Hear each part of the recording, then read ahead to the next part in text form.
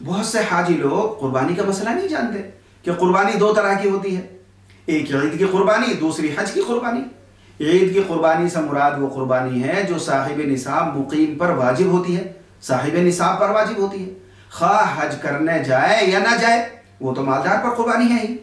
अगर वो साहिब निसाब है और कुर्बानी के दिनों में मक्का मुकर्रमा में 15 दिन उसका क़याम है तो उस पर यह कुर्बानी वाजिब है। लेकिन इस कुर्बानी में इसको ये इख्तियार है कि चाहे मक्का मुकर्रमा में करे ये कुर्बानी या अपने मुल्क में करा ले और अपने इलाके में कुर्बानी की रकम भेज दे या किसी को कुर्बानी के लिए कह दे, तो ये ईद की कुर्बानी हुई। दूसरी कुर्बानी हज की कुर्बानी है। इस कुर्बानी को दमे शुक्र कहते हैं। हज क़िरान और हज तमत्तु करने वालों पर यह कुर्बानी करना वाजिब होती है।